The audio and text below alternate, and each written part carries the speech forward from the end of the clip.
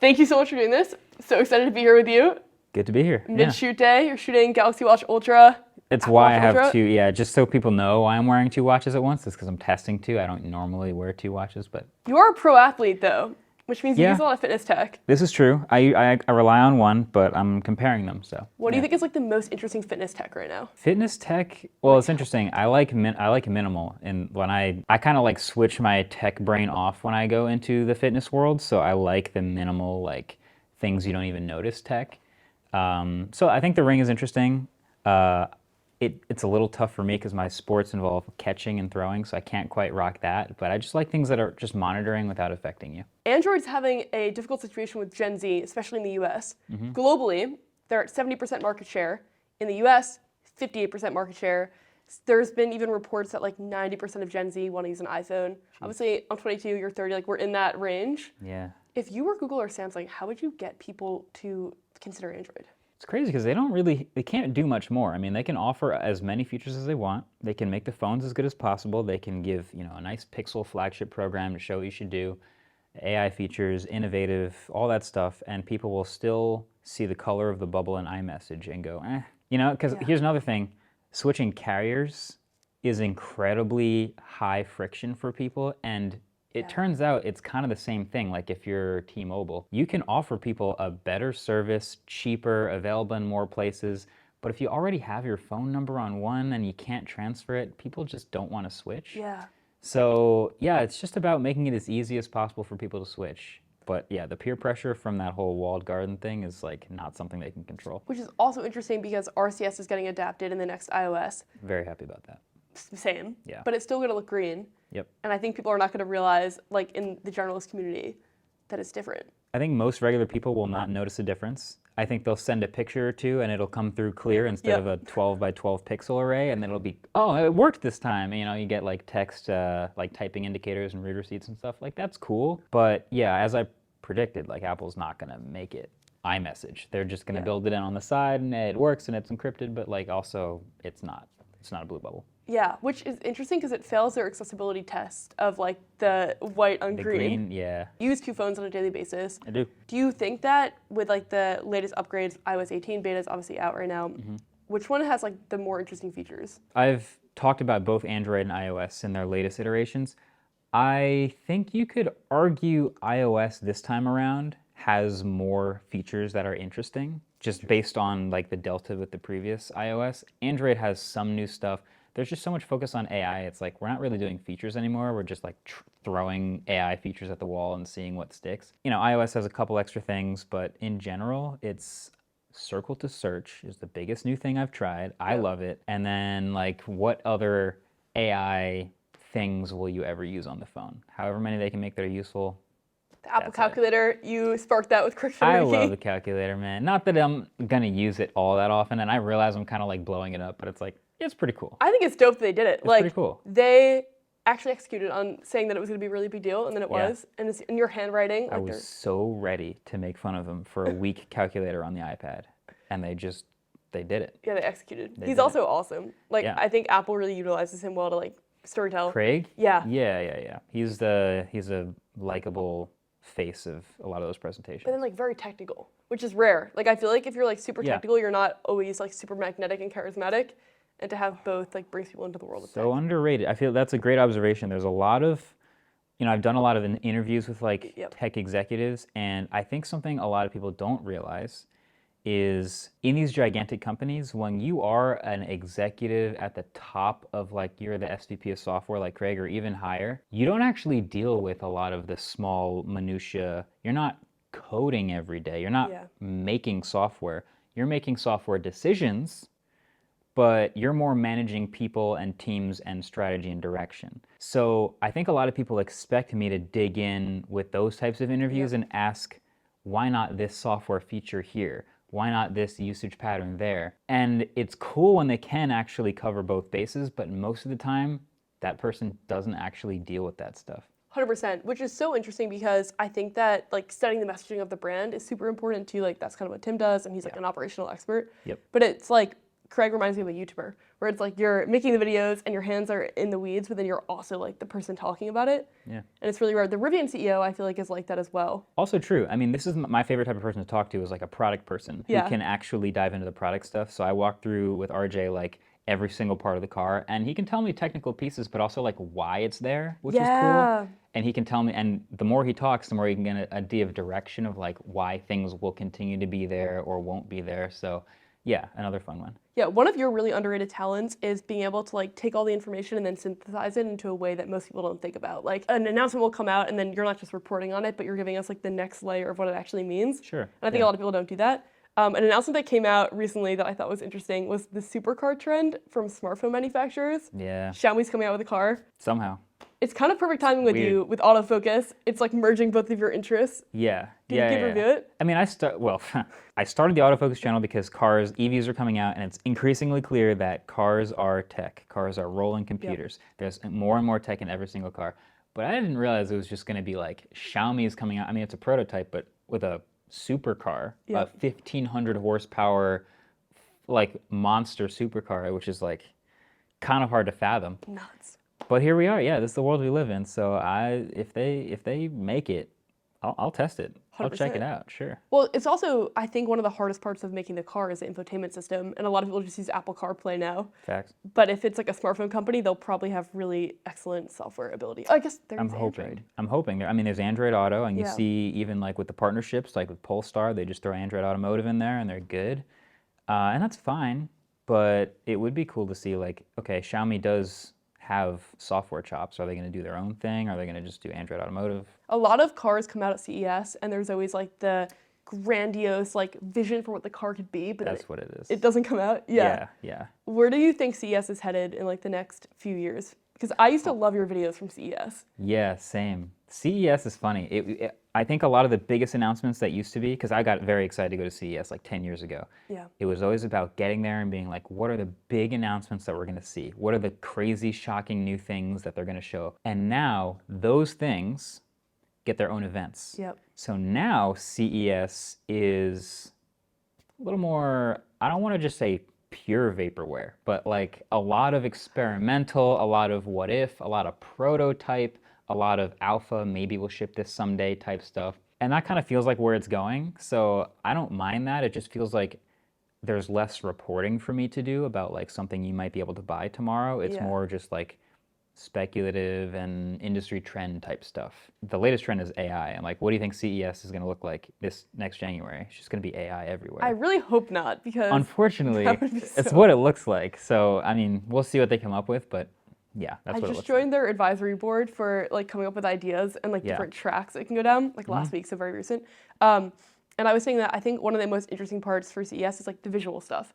And obviously I'm biased because video creator, but I think like when you go, you always capture like all of this, like maybe it's like future tech, like self-driving cars, but then we actually saw that come to fruition with like Waymo now.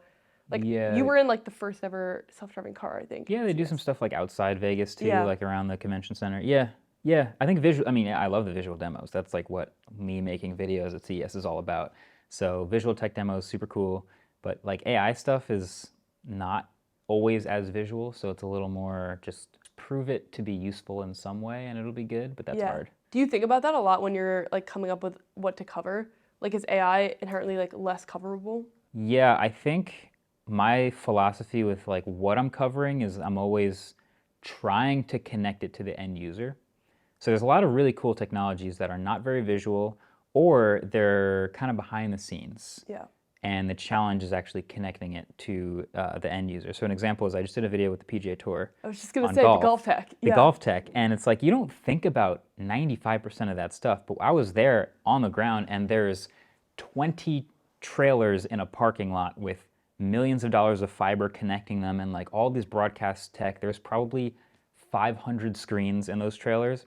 And you never see those, but what you do see at the very end is a broadcast that is chopped together by those people that uses like launch monitors and radar and like all the broadcast tech and the cameras that are out there and wireless data going back and forth. It's like, I need to connect all of that tech in that parking lot to what you see at the end.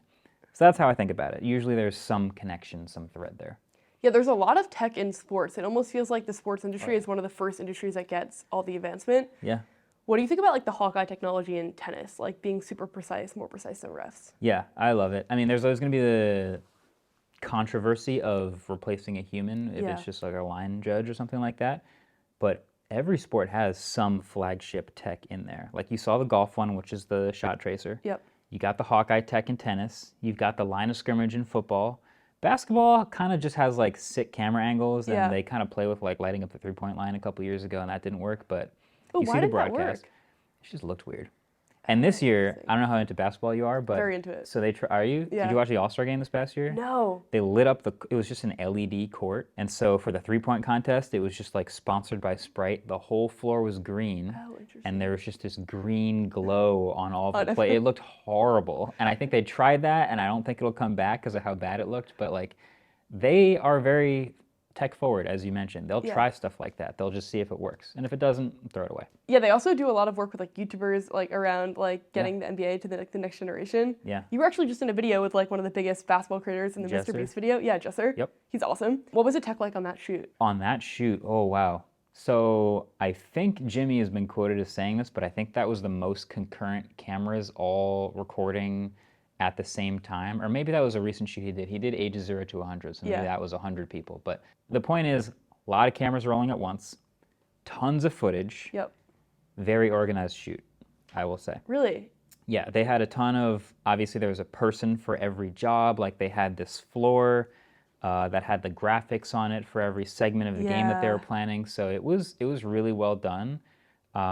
Something most people don't realize when you're in that box for a while, that floor gets warm. Oh no. And so we were like in that room for 40, 50 hours or whatever. And if you sat down for a while the floor was on, it got warm. Oh no. So we were like, Jimmy, can you turn the floor off for like a couple hours? Like we were trying to sit down. That's like the work that no one sees. Like there's always an element of anything where it's like a little bit of suck. Just a little bit, yep. But no one sees it. It was a good time though. Have you ever been in a production with that many other creators? Oh, Rewind. Yeah, but Rewind is sectioned off. So that whole video, yes, 100 plus creators, but my section of YouTube Rewind was always like 5, 6, 7 creators, which is still cool. Yeah. And then you're like, well, I hope the final result's cool, and then it's not, but whatever. And then you're like, I'm part of this video. Yeah, and now I'm one of the faces of, is this what you wanted? I think that was the biggest shoot as far as just like pure horsepower of like all the cameras and everything happening at once that I've ever been a part of. Yeah, I love the idea of like, what would the most ambitious version of yourself do? I think that's like a really good framework. Yep. And I think that you constantly do that with all of your videos and technology. When we think about like the next year, personally for you, what does like the most ambitious version of your next video look like? Okay, it's funny you mentioned that. So that video with Mr. Beast that we just did, I did a video with Jimmy probably 3, 4 years ago. Okay. It was like a 20 questions with Mr. Beast. I love that video. And at some point in the video, I said, Jimmy, do you have like a Grail video you're trying to do? Like just something far on the distance that you want to do someday? And he was like, yes, but if I told you, I'd have to kill you. Okay. I was like, okay. How about you tell me, but I'll bleep it out? And he was like, okay, yeah, sure, I'll do it. But you actually have to bleep it out. Yeah. I was like, all right, fine. Do you have a new Grail video that you want to make? I do. If I told you, I legit would have to kill you. Okay, tell me and I'll bleep it out. Okay, so basically, I want to do... And he described exactly what we just did. He was like, I want to bring all of the biggest creators in the world into the same challenge, same video, maybe like your play button is a ticket to get in, and we all do this one challenge together. That's the video I would love to do. And I wish I had that unbleeped footage, because that moment is like he eventually was able to pull that off. I'm always wrong about predictions. I think something's going to be right in 3 years, and then I'm totally wrong about it. So I think just the most ambitious version of my own videos is like better storytelling, clearer visuals, more frequent publishing, just in general improving everything across the board. But it's so hard to long-term predict in this world. I mean, 2020 was like, it was like yesterday, but it was also 4 years ago. Like none of us would have predicted where we are now. So it's just kind of like doing the best we can every year. I love that. And it feels like you're expanding topics too, like the golf tech video. Like I think consumer tech is so exciting and like the bread and butter, but there's also so many areas of innovation, whether it be like quantum computing or like fertility tech is getting a lot of innovation, energy tech, farm tech. Would you Yeah. ever want to explore like those avenues as well? 100%. Yeah, there's gadgets, and then there's like the tech world in general and broader. Yeah. It's way more stuff. Like I did the golf thing, but I think in general there's a lot of sports tech. Like we've been talking about it. I think those are videos waiting to happen. I think those are interesting things that people Agreed. want to see. And then yeah, just like the world of what's interesting in tech, and I think bringing a little storytelling, a little bit of connection to the regular person into it is hopefully what I can bring. Yeah, I feel like that's kind of how you unlock like the next level of audience, where it's like tech enthusiasts, like gadgets are like the entry point. But I feel like so many people in their 20s are locked into an iPhone, but they're really curious about the other parts of tech. The most common in-person comment that I get, I'm sure Okay. when people see you on the street, Yeah. there's like a thing you expect Yep. them to say, is, dude, I watch your videos. I never buy anything that you Yep. talk about, but I still watch the videos. And I'm like, that's really cool. That's a compliment to the videos, but that also means we can do a better job of connecting things to people. Because like, Totally. if we only do gadgets and nobody ever buys the gadgets, Yeah, what's going on? then What where are we does it doing go? here? Like, Yeah. this is, how is this useful? So I want to do more things that are useful to more people. I love that. I mean, I think your videos are really useful, but I also get what you're saying. I think that it is really interesting. I think it's because of the way that you also like tell the stories that it makes the tech so accessible, even if you're not going to buy it or you can't afford it, like whatever Yeah. the reason. But I love Waveform because I feel like you talk about so many different topics. Yeah, we're unchained on Waveform. Yeah. We just talk. It's pretty great. Yeah. Do you like doing the episodes of Waveform without a guest more than like CEO interviews, or like how would you, I guess, rank CEO interviews versus like casual conversation? Which one do you like better? Honestly, the CEO interviews, I'm kind of done. Really? I'm Why? kind of done because we've done them all. Okay. I mean, there are interesting CEOs out there still, but I think the original idea of talking tech was to talk to people with a unique perspective on tech. Yep. Episode number 1 was a virtual interview with the CEO of Motorola. That's a guy with an interesting perspective on tech, Agreed. for me, a college student.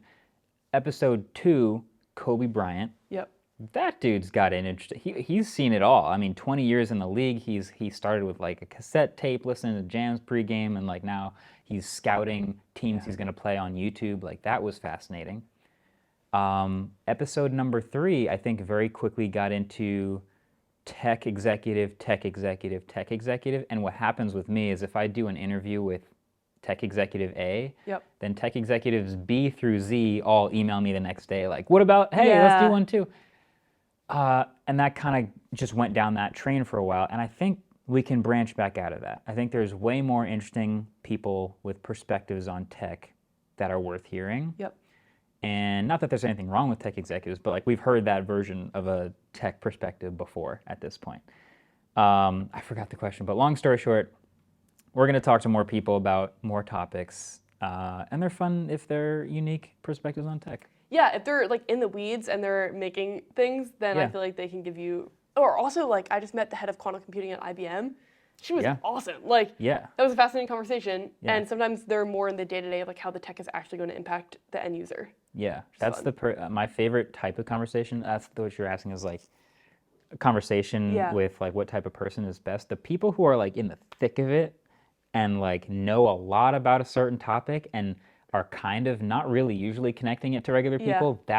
I love that. That's Same. like, how do we even draw out all of the depth of information that you have and connect it to regular people? That's fun. 100%. Yeah, because it's like their energy is contagious. Where it's like even if you didn't initially care about the topic, now suddenly Yeah. I'm caring about like golf tech and I've never played. Yeah. Like exactly. which you do a really good job of. I loved in your Tim Cook interview you did a blind ranking. I tried. I want to do a blind ranking with you. Okay. I'm going to say the rules for the audience, but I know that you know them. Sure. I'm going to give a list of items, 5 items. You have to rank them, but you won't know what's coming next. Right. Okay. Do I get a swap at the end, or is it just pure? Okay, you can swap at the end. One swap? Yeah, we'll give I'll you that. take it. Okay. All right. Number 1, the Logitech MX Master. That's a classic. I mean, it's pretty niche because not everybody goes out and buys a mouse, but if you do go buy a mouse, like, how can you go wrong? You giving that to me first, I don't think you would make that the top or the bottom, so I'm going to just go 3. Okay. Is Solid. it top 5, right? Yeah. Okay, so I'm So going 3. 3. Red camera. For me, it's really high. For me, that's tough. So I'm going to go 4 to be fair. But for me personally, like when I first got into high resolution video and raw capture video, like that's like top of my list. Like it's the ultimate one man shoot. But Like, the most common I see in comment sections is like, oh, why do these videos look so good? Of course they do. He shoots with a Red camera. Which is not true It's at not all. that easy. Yeah. So I'm gonna go 4. Yeah, that's Yeah. crazy to me because you could make a $100 camera look good, and you could give someone that has no experience a Red camera, and it would not look good. Exactly. That's a unhinged. fact. S24 Ultra. It's the phone that I've carried the longest consecutively since I started reviewing phones. What has made it stick? Awesome hardware, great screen, reliable camera, great battery life. It just doesn't have any big downsides. And as someone who loves the software on the Pixel, I keep trying to go back to it, and it's just the hardware is just not holding up for me, and the screen's not as bright. It's just a well-rounded phone. Yeah, that's fair. I'm tempted to put it 1. So let's go S24 Ultra 1. 1? Yeah. Okay. Wild, because the next one is your car. No, Porsche 911. Wow. I mean, that's one of my favorite objects on the planet, so 2. Okay. Yeah, I'm going 2.